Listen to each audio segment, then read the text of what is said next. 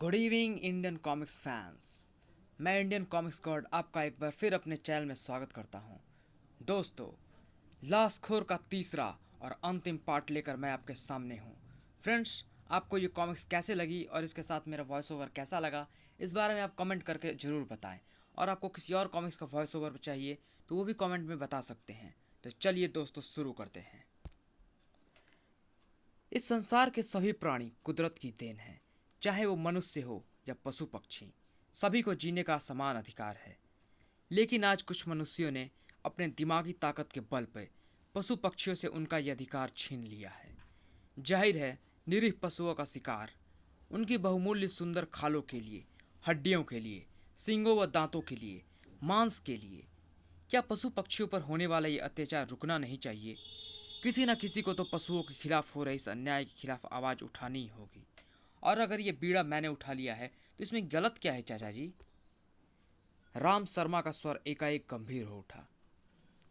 गलत ये है भतीजी मैना कि तुम एक लड़की हो। सेफ एनिमल्स के नाम पर तुमने वन पशुओं और वन संपदा की रक्षा का वचन लेकर जंगल माफिया को पहले ही नाराज कर रखा है। और अब तुमने बूचड़ खाने में कटने वाले उन सैकड़ों जीवों की हत्याओं के खिलाफ अभियान चलाकर तो पूरे कसाई वर्ग को ही अपना दुश्मन बना लिया है। तुम्हें इन अभियानों से खुद को अलग करना होगा। अब ऐसा केवल मेरी मौत के बाद ही संभव है चाचा जी। पागल मत बनो मैना। मरते समय तुम्हारे मम्मी पापा ने तुम्हारी पूरी जिम्मेदारी मुझे सौंप दी थी। तुम्हें कुछ हो गया तो मैं इन्हें क्या मुंह दिखाऊंगा? तभी गोली की जोरदार आवाज के साथ शहीद हो गया वह शीशा। हाँ, बचो मैना। उफ, ये शुरुआत है मैना। ये गोली चेतावनी थी तुम्हारे लिए। वे लोग खतरनाक है, कुछ भी कर सकते हैं। मौत बांटने से अधिक वो कुछ नहीं कर सकते चाचा जी। तभी घनघना उठी फोन की घंटी।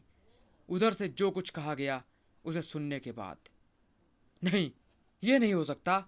मैं अभी पर पहुंच रही हूं आलोक। जंगल में हुई इस तबाही को देखकर दहल गई मैना शर्मा। मैना शर्मा को भेंट ये दरिंदगी पोचर्स की ही है। मगर फॉरेस्ट ऑफिसर आलोक कहाँ है? पत्तों की तीव्र खड़खड़ाहट के साथ ही ऊपर से नीचे आ लटकी वह अलास। आलोक! आज उसके लिए पग पग पर हैरान होने और चीखने का दिन था। Oh no! हिरणी की तरफ फांस ली गई थी वो जाल में। जाने कैसे गंध महसूस हुई उसे कि मूर्छा सी हावी होने लगी। और फिर जब होश आया तो दृश्य और भी ज्यादा खतरनाक था। नफरत व घृणा से चीख पड़ी वह, मुझे यहाँ किसने बंद किया है? मुझे यहाँ से बाहर निकालो। अब तुम यहाँ से तभी बाहर निकलोगी जब खुद भी लाश में बदल जाओगी। सामने जो सूरत प्रकट हुई उसे देखकर स्तब्ध सी रह गई वह। चाचा जी, आप इन दरिंदों के साथ?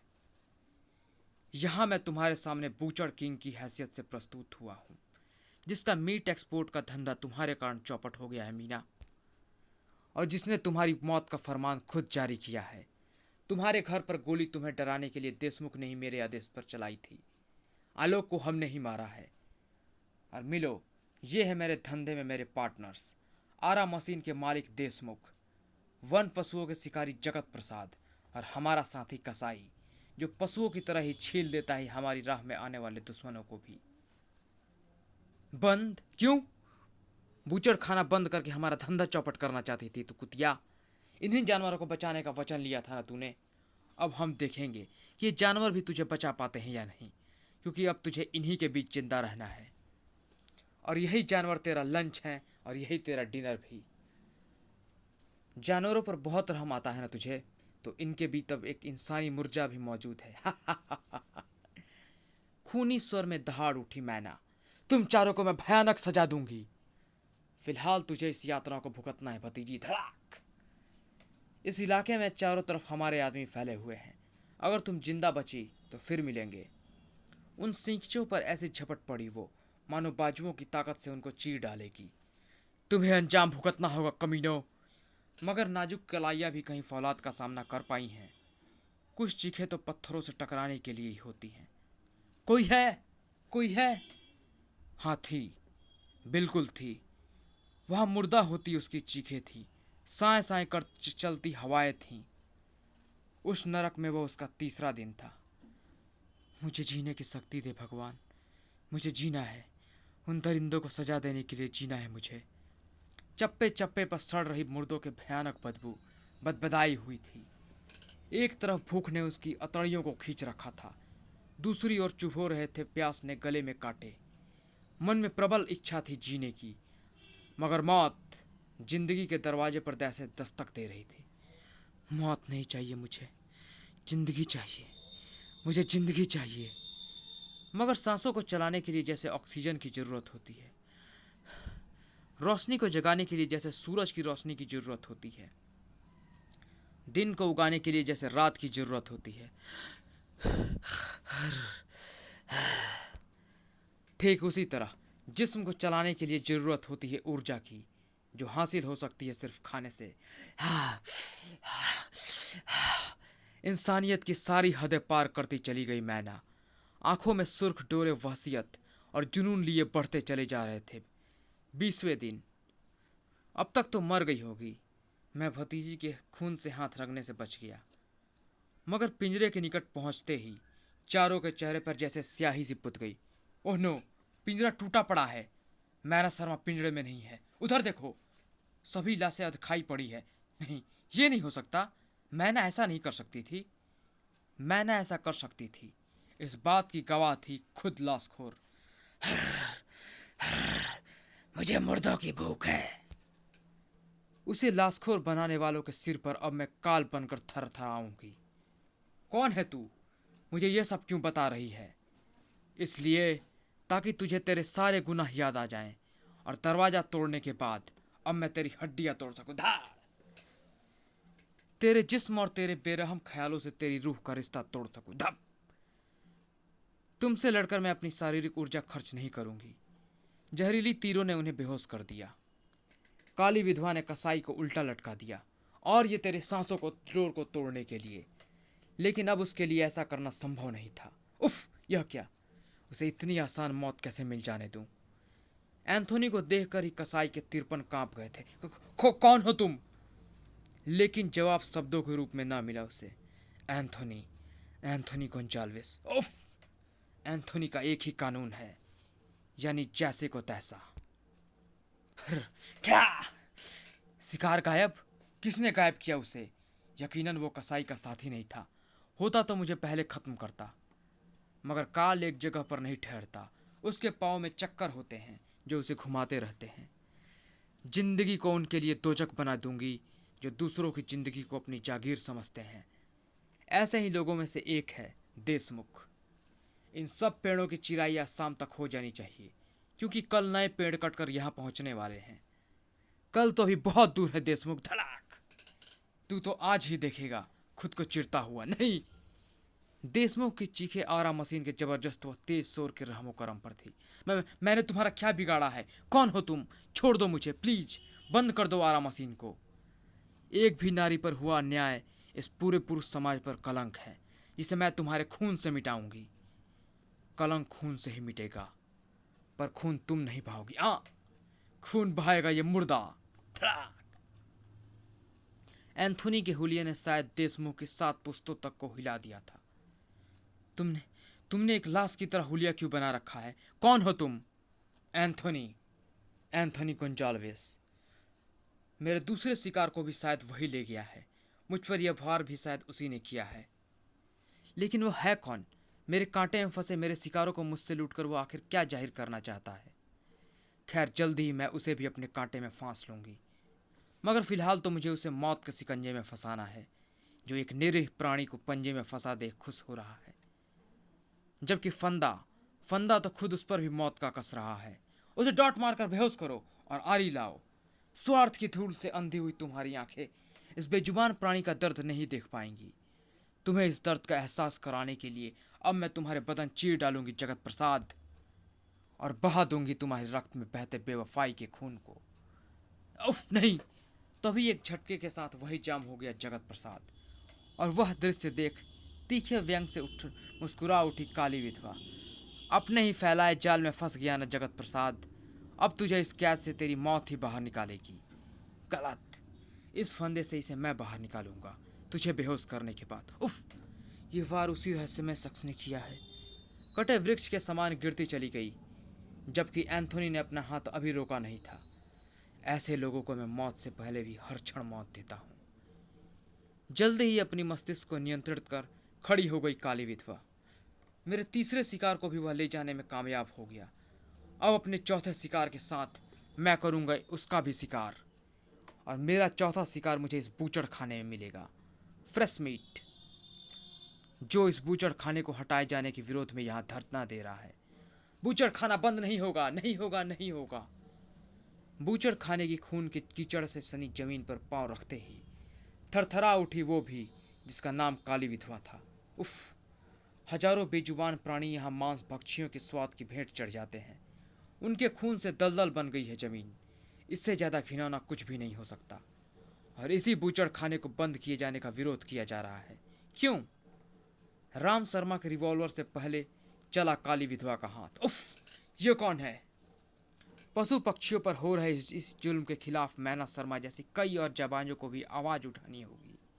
उनके विरोध में उठी जुल्म की आवाजों को मैं नेस्तनाबूद कर दूंगी। ये तुम क्या कर रही हो? क्या तुम मेरी हत्या करने वाली हो? जीने का अधिकार तो तुमने उसी दिन खो दिया था जिस दिन तुमने एक नारी को अत्याचार की सलीब पर टांग कर उसे पशु बनने पर विवश कर दिया था। इसी पल बला की सी तीव्रता के साथ काली विधवा अपने स्थान पर खड़ी खड़ी घूम गई। कौवा, ये तो उसी मुर्दे का साथी है, और मैं पीछे आहट पाकर यही समझी थी कि मेरे पीछे मेरे शिकारों का लुटेरा है।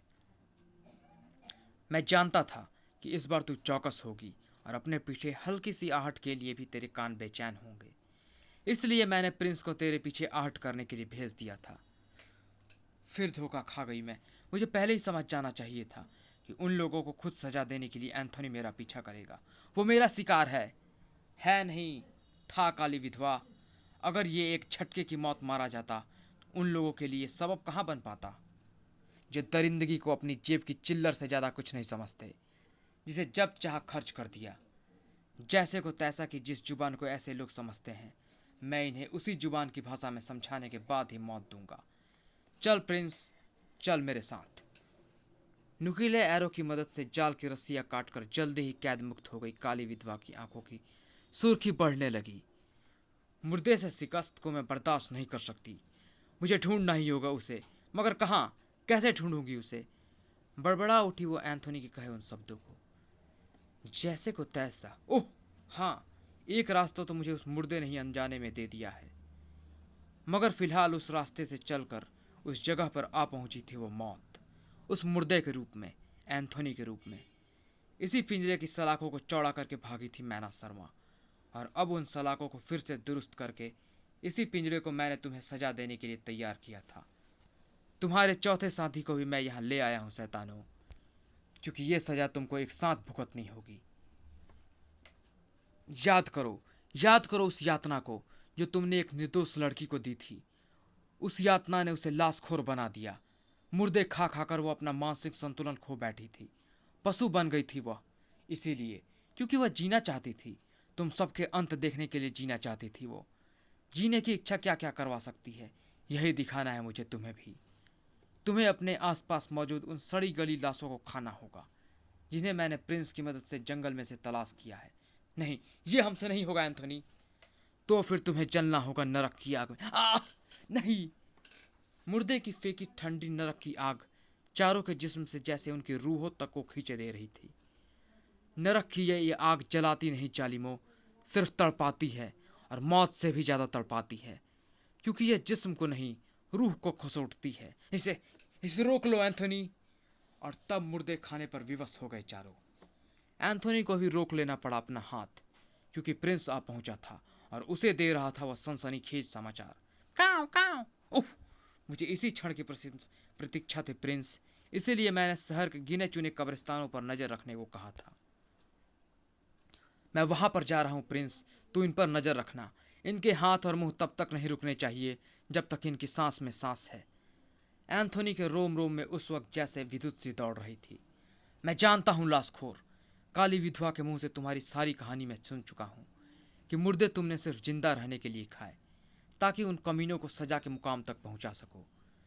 आज वो पल आ गया है लाशखोर, कि तुम अपनी इस हालत के लिए जिम्मेदार लोगों को तड़पता देख सको। शायद ये पल तुम्हें फिर से मैना शर्मा से मिला दे। एंथोनी को अपने भूख के बीच व्यवधान के रूप में सामने देख बुरी तरह से कुपित हो उठी थी लाशखोर। हिंसक भेड़िए के समान गुर्राकर वो एंथोनी पर झपट पड़ी और इस बार एंथोनी बिल्कुल तैयार था। नहीं, इस बार मैं इससे लड़ूंगा नहीं, बल्कि इसे भी कुछ क्षणों के लिए नरक की आग से तड़पाकर बेबस कर दूंगा, क्योंकि मुझे इसे जल्द ही पहुंचाना है जहां कैद है वो चारों शैतान। ठंडी आग के झटकों से अब उबर चुकी थी लाशखोर। लाशखोर को देखकर उन चारों की रूहें फना हुई जा रही थी।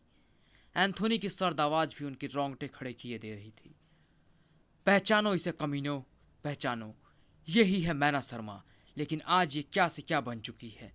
अपने जिहन के खिड़की दरवाजों को खोलो मैना शर्मा। पहचानो इन पागल कुत्तों को जिन्होंने इंसान का वेश धारण करके तुम्हें काटा है। इन्हीं के जहर के असर से तुम बनी हो लाशखोर। अपने नाखूनों में भरा सारा जहर इनको लौटा दो, बना दो इन्हें मुर्दा, क्योंकि ये जिंदा रहे तो और भी लाशखोर यहाँ जन्म लेती रहेंगी। और उस वक्त या तो शायद धुंधली से यादें परछाइयों के रूप में डस रही थीं लाशखोर के जेहन को, या जिंदा लोगों को देखकर उसकी आंखों में शोले क्रोंद गए थे, जिनसे अब वह जला डालना चाहती थी उन्हें। जगत प्रसाद, राम शर्मा और देशमुख कसाई को लाशखोर के खूनी पंजों से बचाने को आगे बढ़े ही थे कि एंथोनी की ठंडी आग उनके पांव में बेड़ियां बनकर लिपट गईं। रुको, ठहरो, आज बारी मैना शर्मा की है।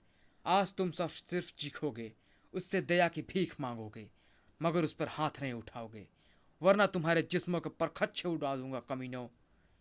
लाशखोर की तरफ बढ़े हाथ बढ़े के बढ़े ही रह गए। ठीक इसी पल एंथोनी बुरी तरह से कसमसा उठा। उफ, ये क्या? जैसे को तैसे की ये नीति मैंने तुमसे ही सीखी है एंथोनी। उफ, मैं पूरी तरह फंस गया। मैं काली विधवा के फेरे के इस जाल में।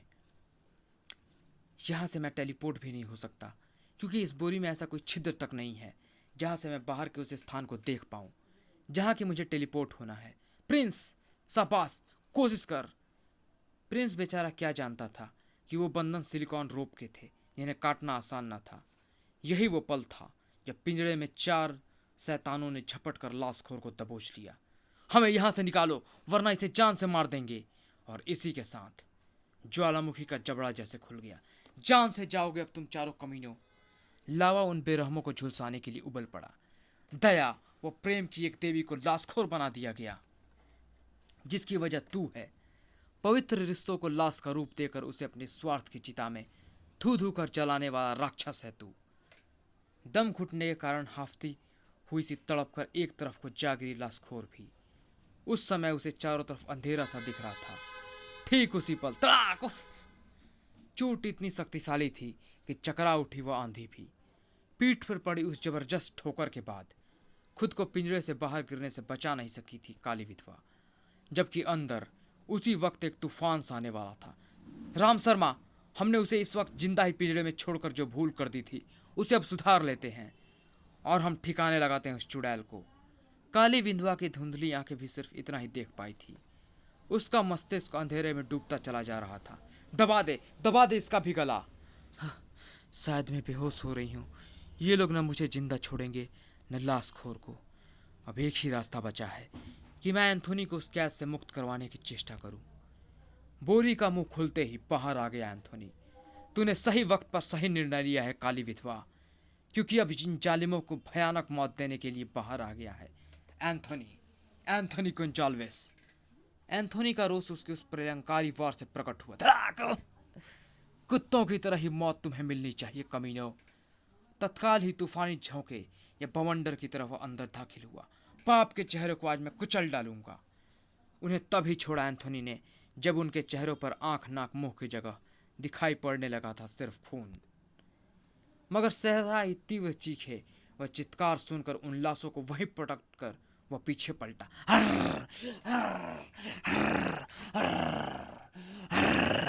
ओह! लाशखोर को होश आ गया है। वह देशमुख और जगत प्रसाद की लाशों को पूरी तरह से उधेड़ रही है। मैना शर्मा याद आ गई है इसे, और अब अपने आक्रोश का जहर ये अपने दुश्मन को नोचकर उनके जिस्मों में भर रही है। फिर फफक फफक कर रो पड़ी वह। प्रिंस, पाप का धुआं छट गया है। सतरंगी किरणों पर खड़ा सुनहरा भविष्य इसके सामने है। इस धरती को अभी इसकी जरूरत है। चल प्रिंस, हमारा काम पूरा हो चुका है, लेकिन मेरा काम अभी अधूरा है। अभी इसे इलाज की जरूरत है और इसका इलाज होगा मानसिक चिकित्सालय में। इसी के साथ मेरा अब रूपनगर पहुंचने का उद्देश्य पूरा हो चुका है। फिर अगले दिन ही काली विधवा यानी सोनिका की निगाहों ने खोज निकाला वह अखबार। रूपनगर मानसिक चिकित्सालय से एक अधखाई मानव लाश बरामद। नहीं, यह काम मैना शर्मा का नहीं हो सकता। शायद यही है जीवन चक्र। एक सुबह खत्म होती है तो एक रात शुरू होती है, एक रात खत्म होती है तो एक सुबह शुरू होती है। और शायद एक लाशखोर खत्म होने के बाद पैदा हुई थी कोई और लाशखोर। समाप्त।